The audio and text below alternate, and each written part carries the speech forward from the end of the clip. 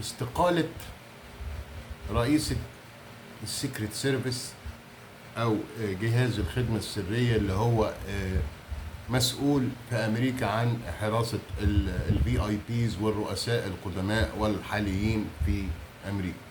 شيتل دي ولا شياتل دي ولا شيتاتل استقالت بعد ما مسكوها في الكونجرس واستجوبوها على خلفية ازاي ترامب اللي هو برضو رئيس سابق يتم كده ضربه بالنار ودانه يعني تتخبط ويجي لها رصاصه. يعني في اما مسكوها واستجوبوها في الكونجرس بهدلوها، يعني قالوا لها استقيلي انت فشلتي وما ينفعش ان رئيس سابق يبقى في الحمله الانتخابيه بتاعته ويتنش بالسهوله دي. طبعا انا قلت في فيديو قبل كده ازاي وصلوا لترامب، الواد ده وصل ماكورميك ده وصل لترامب، وازاي كان في اختراق امني كده لامريكا بالسهوله دي.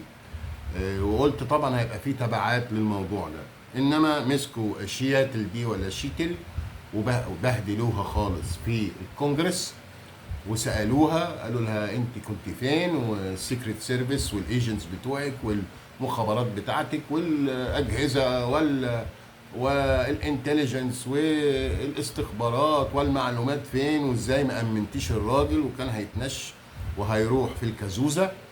فعلى طول استقالت، ما قدرتش تجاوب، ويعني طبعا اختراق امني رهيب لامن الامريكان وامن كمان الرؤساء السابقين.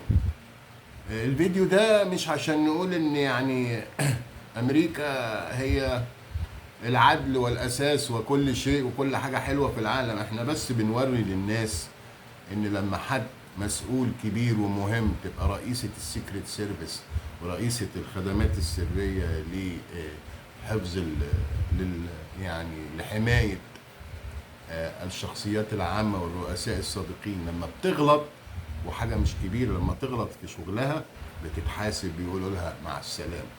نظام المحاسبه هناك مهم، مش هتعرف تجيب واسطه من انكل محمد او انكل محمود من هنا ومن هنا وتقعد في وظيفتها.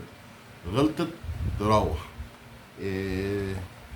ممكن درس نتعلم منه، اللي يغلط يروح.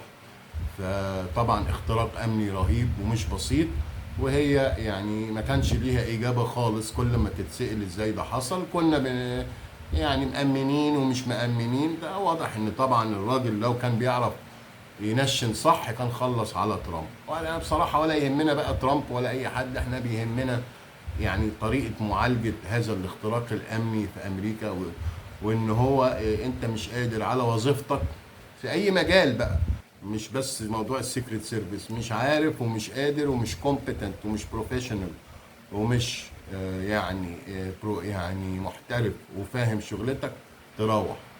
انما احنا هنا في البلاد العربيه كل سنه وانت طيب، يعني ايه فاهم مش فاهم اديك قاعد وبنتونس بيك. ونرجع نقول لكم اغنيه لطيفه، لا سوري، ورده بتقول بتونس بيك وانت معايا.